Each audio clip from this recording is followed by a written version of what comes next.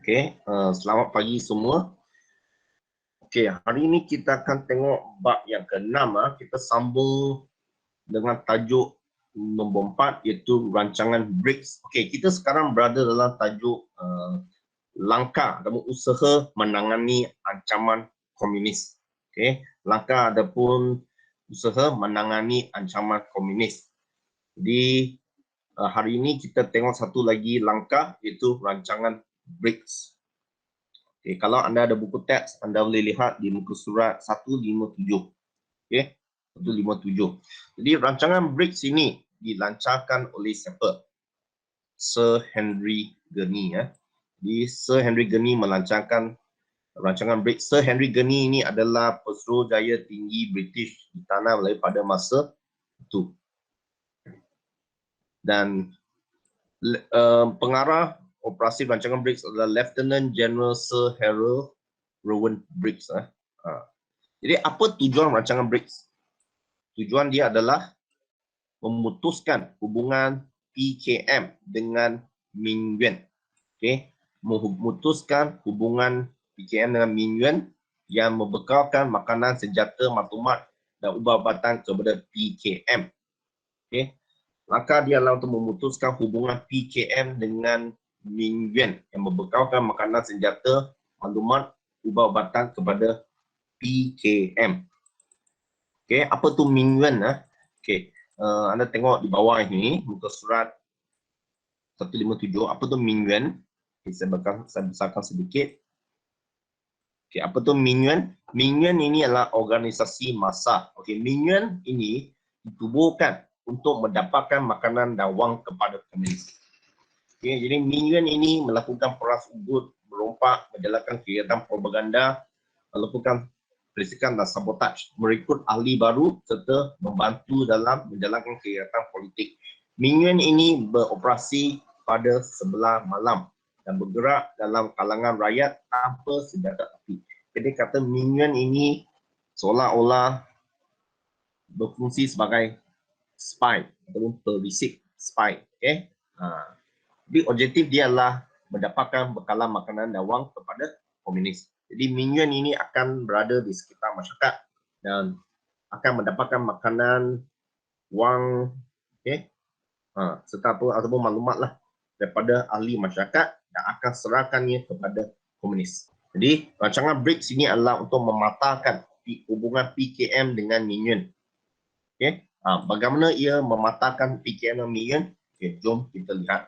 Jadi dalam rancangan BRICS, dalam rancangan BRICS, anda tengok, penduduk di pinggir hutan, mereka ni penduduk setinggan, mereka tinggal di pinggir hutan, mereka akan berpindah dari kampung mereka, rumah mereka ke satu pertempatan khas, satu kawasan baru, kawasan khas yang dipanggil sebagai kampung baru. Jadi di kampung baru ini mereka akan tinggal di sana, rumah telah disiap dibina di sana, mereka akan tinggal di sana dan kampung baru ini lengkap dengan kemudahan elektrik, kesihatan, air, sekolah, rumah ibadat.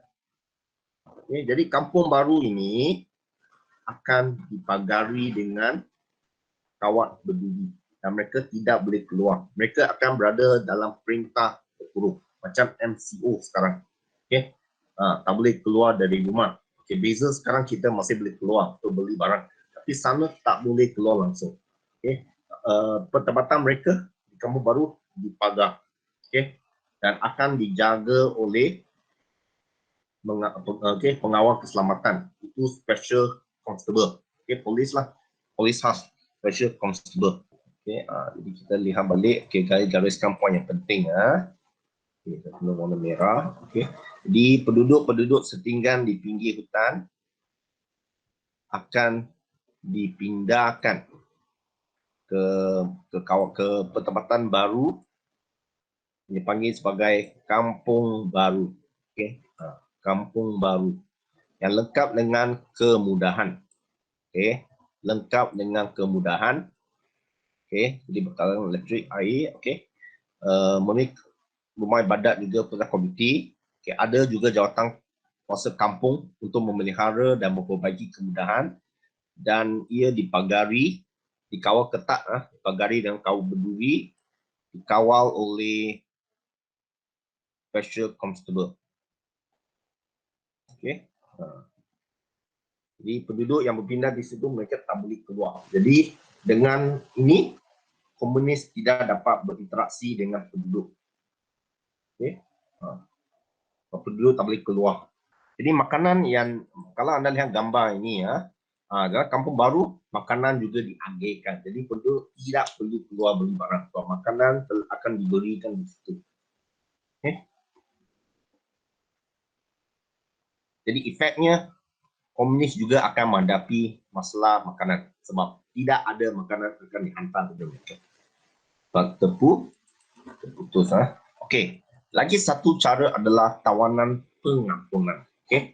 Tawanan pengampunan. Okey. Jadi Sir Henry Gurney pada masa itu mengisytiharkan pengampunan kepada komunis untuk menyerah diri.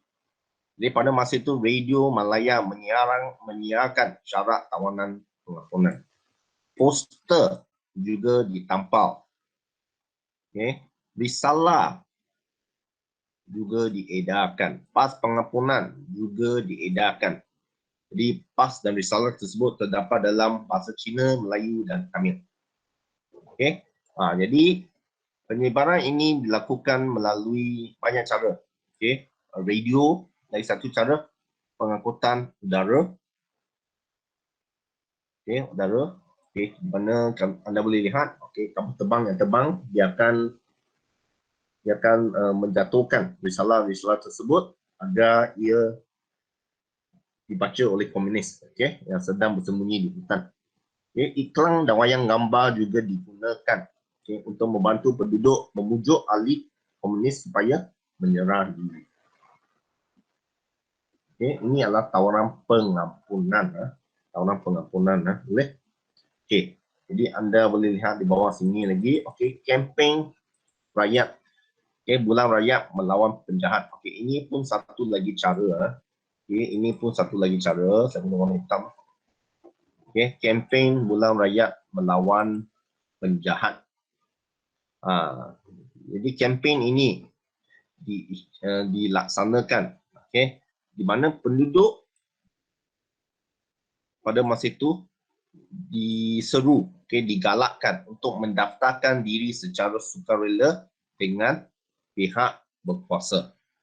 Jadi angka yang mendaftar telah meningkat ke angka 435,905 orang. Okay. Jadi sukarelawan yang mendaftar ini terdiri pada lelaki dengan perempuan dan terdiri pada pelbagai sektor. Jadi kempen ini berjaya kerana ia melibatkan rakyat berbilang kaum untuk bekerjasama menentang komunis. Dan kempen ini juga menggalakkan interaksi dan mengeratkan hubungan antara kaum. Jadi di sini kita boleh lihat aktiviti, okay, kempen bulan rakyat melawan penjahat di mana rakyat, okay, kita lihat di sini mereka menyertai perarakan lah. Okey, yang ketujuh, perintah berkurung. Okey, perintah berkurung. Okey, jadi perintah berkurung ini dilakukan. Okey, apa maksud perintah berkurung? Tindakan melarang penduduk keluar dari rumah dalam tempoh tertentu. Macam MCO sekarang, PKP sekarang, kita tidak boleh keluar pada tempoh yang tertentu. Okay, kedai juga akan ditutup. Contohnya kalau sekarang kedai runcit akan ditutup 8 malam. Okay. Jadi nak beli, jadi anda kalau nak beli barang, anda beli pada masa yang ditetapkan. Okay. Begitu juga dengan dulu, perintah berkurung juga dilaksanakan. Tapi ini adalah untuk menangani komunis. Sekarang menangani COVID. Okay. Yang dulu dia lebih ketat. Okay. Lebih ketat sebab tidak boleh keluar. Sebab tadi saya dah kata dalam rancangan BRICS, dia bertujuan untuk memutuskan hubungan yang antara rakyat, union dengan komunis. Okay, jadi dalam perintah berkurung ini, ia membolehkan pasukan keselamatan menjalankan operasi dengan lebih berkesan tanpa gangguan. Mereka boleh fokus. Mereka dapat memburu komunis. Okay. Jadi selain itu, perintah berkurung juga dikenakan terhadap penduduk yang enggan bekerja sama dengan pihak kuasa dalam memberantas ancaman komunis. Contohnya, pada tahun 1952, penduduk Tanjung Malin dikenakan perintah berkurung 22 jam untuk mengelakkan mereka berhubung dengan komunis. Tindakan ini dibuat apabila 40 orang komunis menyerang sekumpulan pekerja yang dihantar untuk membaiki pipe air dan mengubahkan 12 nyawa. Jadi, polis telah buat siasatan tetapi tidak dapat maklumat. Jadi, Sir Gerald Templer pada masa itu memaklumkan penduduk tentang hukuman terhadap sikap mereka yang enggan memberi maklumat tentang gerakan komunis kepada kerajaan. Jadi, contoh di bawah ini menunjukkan ia dikenakan kepada penduduk yang enggan bekerja sama dengan pihak berkuasa untuk menyedarkan mereka lah. Soalan di sini ya. Kita lihat buku teks. Kita tengok ini soalan dari buku teks. Anda cuba jawab dalam ruangan chat. Bagaimanakah kerajaan menyiarkan syarat tawaran pengampunan? Bagaimanakah kerajaan menyiarkan syarat tawaran pengampunan? Ini telah kita belajar tadi. Anda tulis jawapan pada ruangan chat. Bagaimana kerajaan menyiarkan syarat tawaran pengampunan kepada komunis? Bagaimana? Syarat tawaran pengampunan ini adalah untuk komunis yang menyerah diri. Jadi bagaimana kerajaan menyiarkan syarat tawaran pengampunan tersebut? Melalui cara apa? Tulis dalam ruangan chat. Kita ada jawapan. Daripada JCU. Menampal poster merata-rata tempat. Bagus. Menampakkan poster di merata-rata tempat. Bagus. Lagi Eugene. Melalui video Malaya, poster dan risalah. Bagus. Gabriel. Kerajaan menyiarkan syarat tawaran pengampunan melalui dengan menampal poster di merata-rata tempat serta menggunakan pengangkutan udara untuk menyebarkan risalah. Bagus. Ayat yang lengkap. Apa yang setelah ini adalah jawapan Gabriel ini adalah ayat dia lengkap. Jadi para pelajar kalau boleh jawab dengan ayat yang lengkap macam jawapan Gabriel ni. Li hingga melalui radio Malaya, iklan serta wayang gambar. Betul. Bagus. Ini jawapan Li Hia. Jadi jawapan yang penuh adalah inilah. Radio Malaya, poster, risalah, pas pengampunan dalam pelbagai bahasa. Melalui pengangkutan udara. Mereka menyebarkan risalah tersebut, iklan, wayang gambar. Terima kasih. Jadi betul jawapan para pelajar. Jadi sekarang kita tengok latihan ini ya. Anda beritahu saya apa jawapan dia. Ini adalah satu dialog. Pegawai British, tuan, kita menghadapi kesukaran untuk memberantas ancaman komunis kerana mereka mendapat bantuan Min Yuan, Pesuruhjaya Tinggi British. Sir Henry Gurney ya. Saya akan mengarahkan Sir Harold Briggs untuk menangani masalah ini. Jadi bagaimanakah Sir Harold Briggs menangani masalah tersebut? A. Mengisytiharkan darurat. B. Perang saraf. C. Tawaran pengampunan. D. Melaksanakan kawasan penempatan semula. Temu kampung baru. Apa jawapan dia? Bagaimana Harold Briggs menyelesaikan masalah ini? Sebab ancaman komunis dengan bantuan Union. Jadi bagaimana Harold Briggs menyelesaikan masalah ini? Tulis jawapan anda pada ruangan chat sekarang. JC Li Hia, Jap Fong Fat, kata D sebagai jawapan dia. Tongki sebagai jawapan dia. Betul tak? Ya, betul. Melaksanakan kawasan pendapatan semula. Itu yang dipanggil sebagai rancangan Briggs. Rancangan Briggs. Jadi pendapatan ini adalah kampung baru. Okey. Para pelajar, bolehkah pelajar beritahu saya apakah ciri-ciri kampung baru ini? Okey, kita dengar jawapan Gabriel apa ciri-ciri dia? Okey, Gabriel. Dilengkapi dengan pelbagai kemudahan awam seperti tempat tinggal, bekalan elektrik, baik sekolah serta kemudahan kesihatan. Ataupun lagi satu jawapan yang keempat, rumah ibadat. Okey, rumah ibadat. Okey. Ya, dibembiau, dipagari dengan kawat yang berduri. Okey, bagus. Dibembiau, dipagari dengan kawat yang berduri. Okey, lagi. Ampeshi kata dikawal oleh special constable. Bagus. Okey, dikawal oleh special constable. Okey, selain itu okey, dalam kampung baru ini okey, dia ada pengagihan makanan lah, sebab makanan disediakan juga, pengagihan makanan juga diadakan. Okey, jadi dipagari dengan kawal berduri dia ada perintah berkurung selama 24 jam. Okey, 24 jam dan biasanya penduduk di kawasan setinggan akan dibawa masuk tinggal di kawasan tersebut Okey. Jadi penduduk khasnya penduduk setinggan okey, yang tinggal dari pinggir hutan akan dipindahkan ke kampung baru ini. Okey, apa tujuan dia? Tujuan dia adalah untuk memutuskan hubungan komunis dengan minyak. Okey. Jadi inilah jawapan anda tentang ciri-ciri kampung baru. Okey, boleh? Nanti anda boleh tengok rakaman okey. Kalau anda ada kamera, anda ambil kamera anda snapshot inilah. Okey, terima kasih kepada para pelajar. Okey, kita sambung. Okey, kita lihat sini Okey, kita tengok yang ini. Okey, langkah yang ke-8, perang saraf. Okey, perang saraf Okey, apa itu perang saraf? Kita tengok apa itu perang saraf.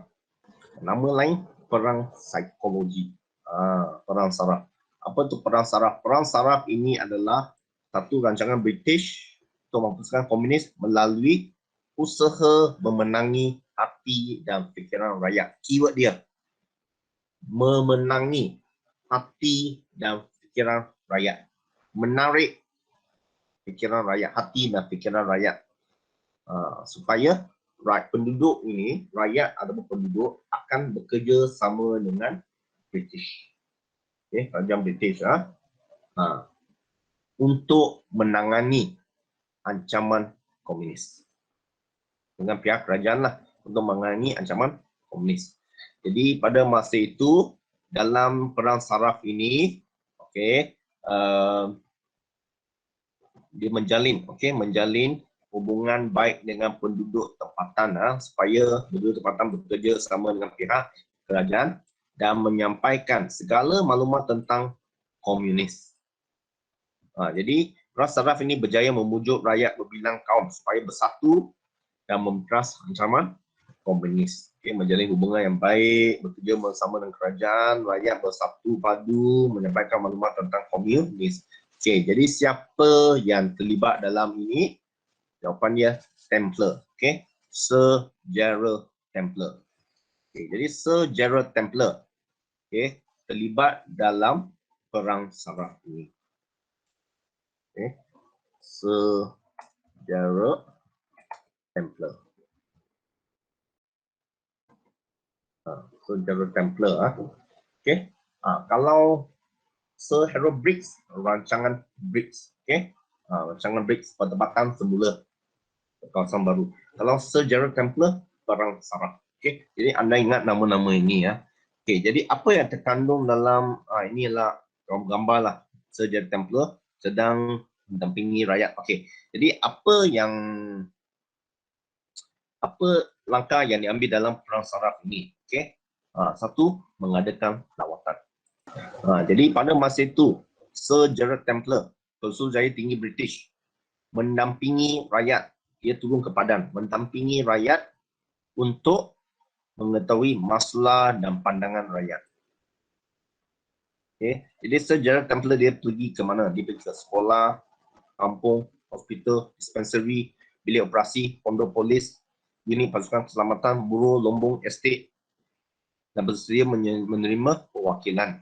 Okay. Bersedia menerima perwakilan. Jadi dia pergi ke pelbagai tempat dan berinteraksi dengan pelbagai pelbagai penduduk lah. Jadi setiap lawatan ini mengambil masa 2 hari atau 3 hari lawatan ini ya. Dia juga melawat kampung baru. Jadi maksudnya dia Sejarah Templar ini dia banyak melawat ke merata-rata tempat, melonggarkan syarat kewarganegaraan. Melonggarkan syarat kewarganegaraan. Jadi pada masa itu dia menarik kaum bukan Melayu, Cina India menjadi rakyat tanah Melayu. Tujuan dia adalah untuk mewujudkan bangsa yang bersatu. Jadi kesannya ramai orang Cina dengan orang India menjadi warga negara. Okey, dan seterusnya mengadakan pilihan raya pembandaran. Mengadakan pilihan raya Majlis Pembandaran Kuala Lumpur. Jadi apa tujuan dia? Mengalahkan penyertaan orang bukan Melayu dalam politik dan mendapatkan sokongan untuk menentang komunis. Jadi dalam pilihan raya ini, setiap kaum telah bekerjasama. Dalam pilihan raya ini ya, UMNO mewakili orang Melayu, MCA orang Cina telah bekerjasama dan mereka menang pilihan raya. Ini anda akan belajar dalam bab yang akan datang nanti ya. Selain itu menawarkan hadiah wang tunai. Menawarkan hadiah wang tunai pada penduduk yang berjaya menangkap ataupun memberi maklumat tentang kegiatan komunis. Sekejap mas. Laptop kehabisan bateri. Menawarkan hadiah wang tunai ya. Wang tunai kepada penduduk yang menangkap dan memberikan maklumat tentang kegiatan komunis. Jadi contohnya cimpeng. Hadiah nilai kepala dia 250,000, hidup ataupun mati. Jadi pada masa itu ramai yang berlumba-lumba untuk memberi maklumat tentang cimpeng ya. Lagi satu adalah ini. Menangani kepercayaan orang asli. Menangani kepercayaan orang asli. Mengapa orang asli ya? Sebab orang asli ini mereka tinggal di kawasan hutan. Mereka tahu selok belok kawasan hutan.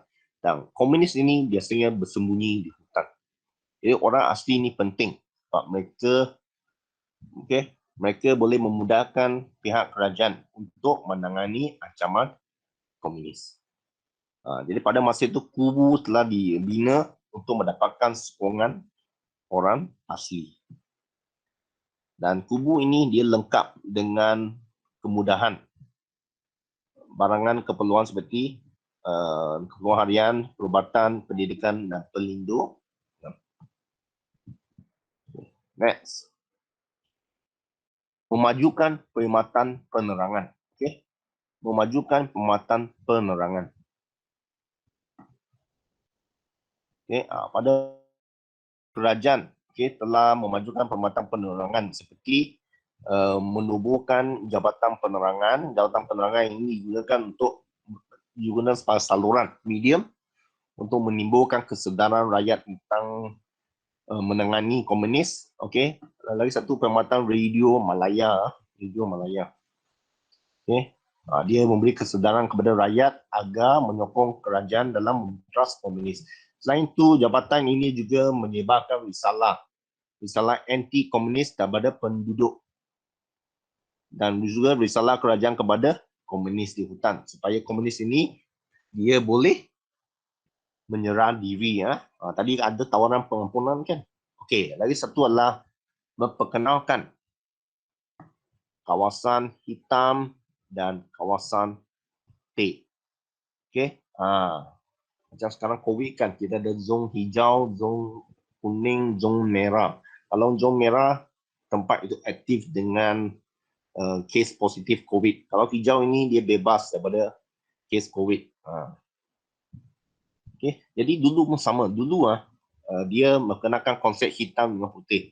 Okay. Jadi kawasan hitam adalah kawasan yang ada kegiatan komunis yang aktif.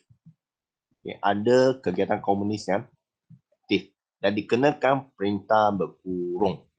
Contohnya macam sekarang kalau kawasan tersebut ada kes positif COVID yang tinggi, akan ada PKPD. Perintah berkurung yang ketat. Okay. Dulu pun sama. Hitam ada kegiatan komunis aktif, perintah berkurung.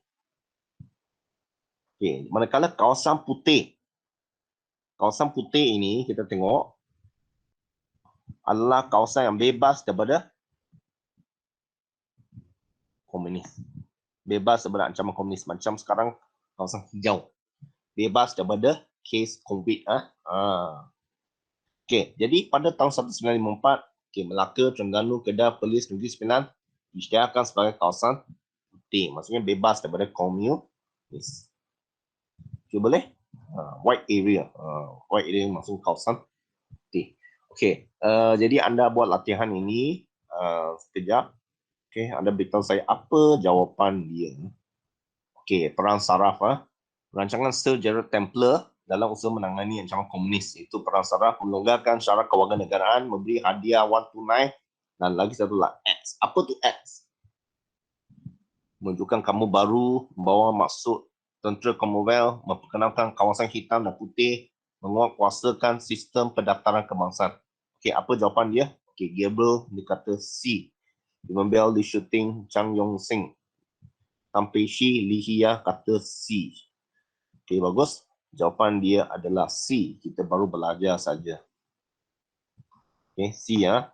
Okey, kalau kampung baru dia ni adalah rancangan Sir Harold Briggs. Okey, kalau yang pendaftaran kebangsaan ini, dia di bawah undang-undang darurat yang kita telah belajar. Okey, dalam video yang saya hantar hari itu.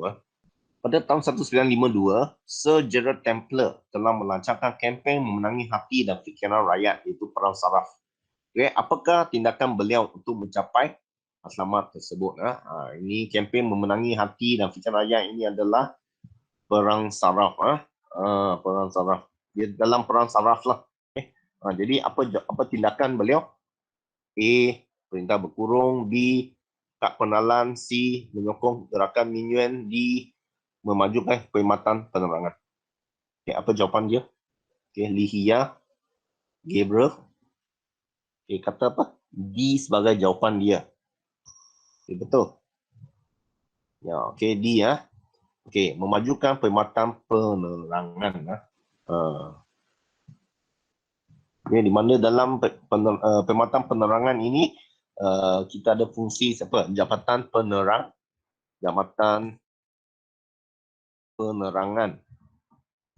Dan lagi satu adalah radio apa? Radio Malaya. Okay. Di samping itu risalah dan poster juga. Okay, penduduk di pinggir hutan dipaksa berpindah ke kampung baru. Penempatan lengkap dengan kemudahan asas. Penempatan dipagari oleh dengan kawat berduri. Okay. Okay, ini macam ini adalah kampung baru lah. Okay, ciri-ciri kampung baru yang saya telah sebut tadi. Jadi bagaimanakah rancangan di atas melemahkan pergerakan komunis? Okey, apa jawapan anda? Okey, Lee Hia kata A. Okey, Gabriel kata donkey. Oh, donkey. Okey, Kampeshi A, Ling Shooting A. Okey. Kita ada dua jawapan di sini, A dengan D. Ada majority pilih A ya. Okay, kita tengok. Nizam pun kata A juga. Okey, jawapan dia adalah melumpuhkan gerakan Min Yuan. Okey. Melumpuhkan gerakan Min Yuan. Kalau membolehkan kerajaan menangkap komunis, betul juga. Tapi A lebih tepat. Okey, mengapa? Kita tengok sini ya. Dah tengok sini. Tengok. Okey. Mengapa kampung baru ditubuhkan? Apa tujuan dia? Ialah untuk memutuskan hubungan PKM dengan Min Yuan. Okey, dah tengok di sini ya. PKM dengan Min Yuan. Okey, jadi jawapan dia A. Okey, kita tengok slide ini. Okey, pada 22 Disember 1949, Majlis Perundangan Persekutuan mengisytiharkan kempen Bulan Raya Melawan Penjahat. Apakah kesan daripada kempen tersebut? A. Menggalakkan interaksi antara kaum. B. Ramai anggota komunis menyerah diri. C. Ancaman komunis menjadi ditamakan. D. Peras saraf ditangguhkan. Okey, JC kata A. Okay, Liza kata A. Chang Yung Sing kata A. Okey, Lee Hia pun kata A. Jadi majoriti kata A ya. Okey, menggalakkan interaksi antara kaum. Betul. Okey. Anda boleh tengok sini. Kita refresh balik. Okey, kempen. Okey. Jadi penduduk berbilang kaum daftarkan diri menjadi sukarelawan dan berlaku interaksi dan menggerakkan hubungan. Okey, bagus. Jawapan belajar. Ini jawapan dia lah. A. Okey, ada. Okey, jadi sekarang kita pergi ke tajuk yang terakhir kalau tak salah saya. Okey, itu dalam usaha menangani komunis. Okey, itu lagi satu cara adalah rundingan baling. Okey, rundingan baling. Okey, jadi Tunku Abdul Rahman dia juga okey terlibat dalam usaha menangani ancaman komunis. Tapi dia buat secara diplomatik. Itu dia mengadakan rundingan. Okey, rundingan dengan pihak komunis. Okey, jadi yang terlibat adalah Tunku Abdul Rahman. Okey, dia dengan beberapa pemimpin bertemu dengan pemimpin PKM. Ini rundingan baling jadi pertemuan ini melibatkan Kerajaan Persekutuan Tanah Melayu dengan PKM. Okay, jadi wakil Persekutuan Tanah Melayu. Okay, penting ingat siapa yang mewakili Tunku Abdul Rahman, Tang Cheng Lock dan David Marshall. Ingat kadang-kadang dalam exam dia tanya siapa pihak yang terlibat dalam rundingan baling tersebut. Siapa? Kalau wakil Persekutuan Tanah Melayu ataupun kerajaan, Tunku Abdul Rahman, Tang Cheng Lock, David Marshall. Okay, lepas tu PKM siapa yang wakil? Okay, PKM pada masa itu diwakili oleh Chin Peng, Chen Tian dan Rashid Maidin. Okey. Jadi gambar ini menunjukkan rundingan baling yang dijalankan. Jadi semasa rundingan apa yang berlaku adalah ini. Okey, semasa rundingan baling diadakan, Tunku Abdul Rahman meminta Chin Peng membubarkan PKM, meletakkan senjata dan menyerahkan diri. Okey, jadi ini adalah syarat Tunku Abdul Rahman. Chin Peng bubarkan PKM, meletakkan senjata, menyerah diri. Okay, boleh? Manakala Chin Peng pula dia bagi syarat dia. Apa syarat Chin Peng ataupun Parti Komunis Malaya? Okay, Chin Peng apa syarat dia? Okey, saya guna warna hitam. Okey, sekejap. Okey. Peletakan senjata dan penyerahan dibuat seandainya kerajaan bersetuju mengakui PKM sebagai parti politik yang sah. Okey, jadi Chin Peng dia nak PKM diiktiraf. Okey, diiktiraf menjadi politik yang sah, tetapi Tunku Abdul Rahman dia tidak menerima syarat Chin Peng ini, dan ini menyebabkan rundingan baling ini telah gagal. Ini menyebabkan rundingan baling ini telah mencapai kegagalan. Okay. Jadi anda boleh lihat di sini ya. Okay, kerajaan berusaha memberantas komunis dalam pelbagai kaedah. Okay. Pelbagai kaedah, memberantas komunis dalam pelbagai kaedah, antaranya melalui ketenteraan. Okay, lagi satu, kerjasama rakyat. Seperti dalam perang saraf. Jadi kejayaan ini mencerminkan kerjasama rakyat dengan kerajaan amat penting dalam usaha mempertahankan negara. Okey, jadi para pelajar untuk ini yang kotak ini, okey, sekejap. Okey, jadi untuk ini ya, sebenarnya para pelajar boleh guna sebagai apa tau? Okey, para pelajar boleh guna sebagai iktibar. Okey, apakah iktibar yang anda pelajari dalam usaha kerajaan menangani komunis? Okey, iktibar dia kerjasama rakyat, okey, kerjasama di antara rakyat, kerjasama rakyat dengan kerajaan.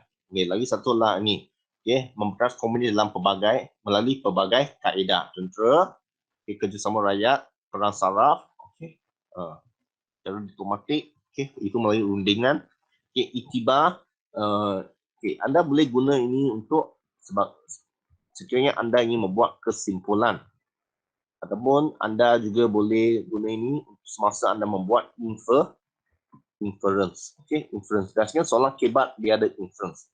Sebab dalam soalan kebat kita ada fakta, huraian, contoh, ada satu kesimpulan yang kita panggil sebagai inference. Jadi anda boleh guna ini sebagai inference. Ini kesimpulan lah. Ada markah tau. Okey, jadi kita tengok soalan lagi. Okey, ini gambar ini menunjukkan rundingan baling antara wakil kerajaan Persekutuan Tanah Melayu dengan Parti Komunis Malaya. Okey, rundingan dibaling lah. Okey, mengapa rundingan ini gagal? Mengapa?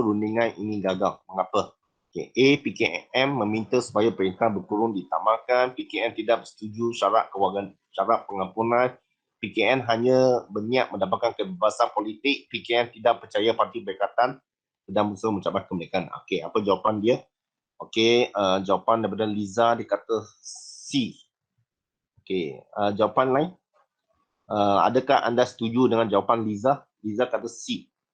Yang lain macam mana? Adakah anda setuju? Okey, Kempeshi dia setuju.